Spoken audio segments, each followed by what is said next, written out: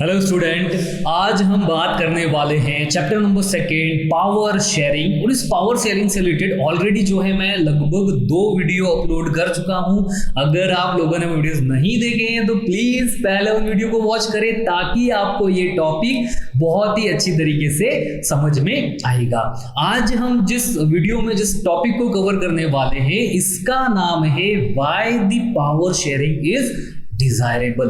Power sharing क्यों desirable है, क्यों लोग चाहते हैं कि पावर शेयर होना चाहिए, तो इसको समझाऊं। इसके लिए मैं बेसिकली आपको 2 रीजन बताऊंगा और दोनों रीजन जो है एग्जाम में पूछे जाते हैं, एग्जाम के पॉइंट ऑफ व्यू से बहुत ही इंपॉर्टेंट है। पहला रीजन जिसको बोला जा सकता है prudential reason, and second number पे जो डीपर रीजन है जिसको बोला जा सकता है मॉरल रीजन। तो पहले रीजन की बात करते हैं हम जिसका नाम है प्रूडेंशियल रीजन। अब प्रूडेंशियल रीजन की बात करें तो इसका प्रूडेंशियल का मतलब यही होता है एक तरीके से समझदारी वाली बात। समझदारी क्या है, देखो पावर शेयरिंग की अगर हम बात करें तो पावर शेयरिंग इज गुड, बहुत अच्छी चीज है।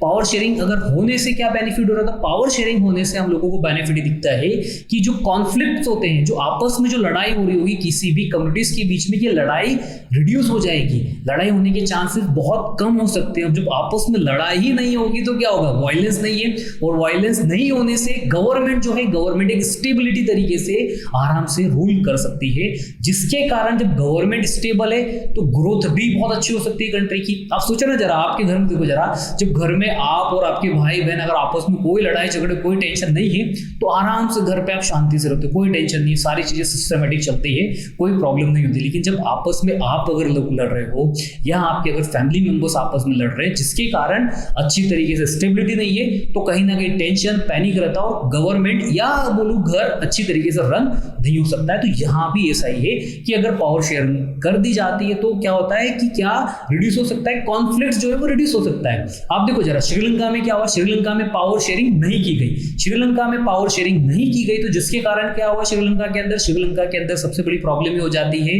कि कॉन्फ्लिक्ट स्टार्ट हो जाते हैं। कॉन्फ्लिक्ट किसके बीच में, सिन्हाला और अगर मैं बात करूं जो सेकंड पीपल्स थे जिनका नाम है श्रीलंका के अंदर तमिज, इनके बीच में लड़ाई होती है। लड़ाई होने के कारण क्या हो रहा है, वायलेंस हो रहा है। इसी वायलेंस के कारण क्या होता है, स्टेबिलिटीज नहीं रहती गवर्नमेंट के अंदर, और जो लोग रहते हैं, जो कंट्री के ही लोग हैं, उन्हीं को एज अ रेफ्यूजी की तरह किसी दूसरे नेशन में जाके रहना पड़ जाता है। वो वहां पे अच्छी तरीके से रह नहीं सकते हैं, आपस में ही एक दूसरे को मारने लग जाते हैं, ऐसी सिचुएशन हो जाती है। लेकिन जहां पे पावर शेयरिंग कर दी गई, कहां पे, ब्रुसेल के अंदर, स्पेशली बेल्जियम के अंदर, यहां पे क्या बेनिफिट हुआ, यहां पे बेनिफिट यही होता है कि लोग आराम से रह सकते हैं, कॉन्फ्लिक्ट रिड्यूस हो गया। कॉन्फ्लिक्ट रिड्यूस होने से क्या हो गया, पॉलिटिकल स्टेबिलिटीज आ जाती है, पॉलिटिकल स्टेबिलिटीज आने के कारण ग्रोथ भी अच्छी हो जाती है। तो ये जो चीज है पावर शेयरिंग का एक प्रूडेंशियल पॉइंट है। आप लोगों को एक और चीज लगेगा कि सर आप सोचे ना, अगर मेजोरिटी ज्यादा है तो उनकी पॉलिसी को लेने में क्यों प्रॉब्लम है, जबकि कंट्री की मेजोरिटी ज्यादा है, उसी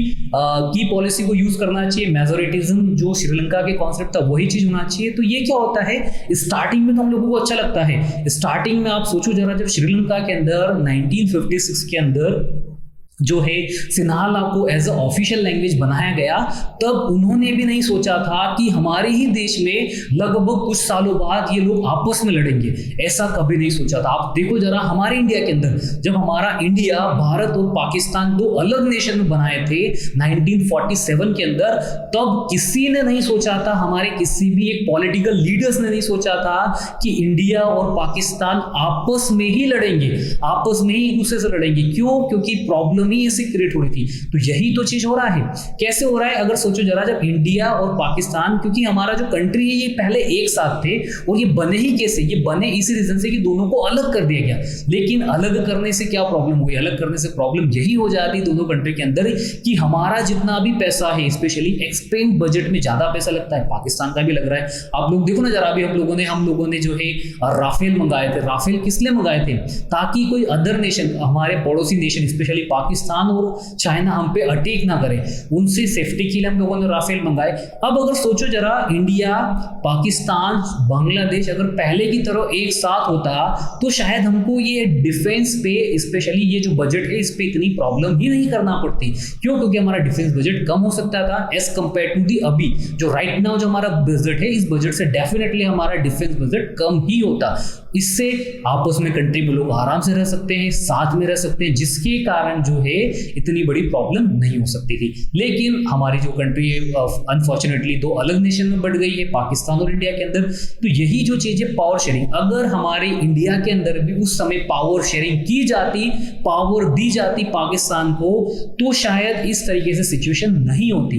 तो ये चीज हम लोगों ने देखी कि जो पावर शेयरिंग है डेमोक्रेसी के लिए इंपॉर्टेंट है। सेकेंड नंबर का जो रीजन आता है, जिस रीजन को बोलते हैं, एक मैं थोड़ा सा और कंप्लीट कर देता हूं फर्स्ट रीजन के साथ ही पॉइंट। तो पावर शेयरिंग तो ये देखा कि स्टार्टिंग में क्या होता है, अगर मेजोरिटी के बेसिस पे अगर कोई डिसीजन लिए जाते हैं तो हमें स्टार्टिंग में तो अच्छे लगते हैं, लेकिन बाद में वो सारे डिसीजन जो है कहीं ना कहीं कॉन्फ्लिक्ट क्रिएट करते हैं, आपस में टेंस माहौल क्रिएट कर देते हैं किसी दोनों कम्युनिटीज के बीच में। तो ये तो हो गया पहला रीजन। सेकेंड रीजन की बात करें जो मॉरल रीजन है, तो moral reason basically deep vision, एक डीप रीजन ही है डेमोक्रेसी के अंदर, क्योंकि डेमोक्रेसी की स्पिरिट ही क्या है, डेमोक्रेसी की अगर स्पिरिट्स की बात करें तो power sharing is the spirit of democracy.